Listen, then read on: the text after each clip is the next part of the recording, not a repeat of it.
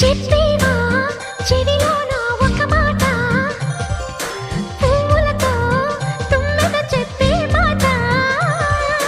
నీ చిరునవ్వు సాక్షిగా తాజ్ మహల్ నాదట, నీ పెదవంచు సాక్షిగా షాజహాను నేనట. నీ తీయని ప్రేమకి నా పెదవే నజరానా, నీ పైటకి నేనిక బానిసనే నెరజాడా.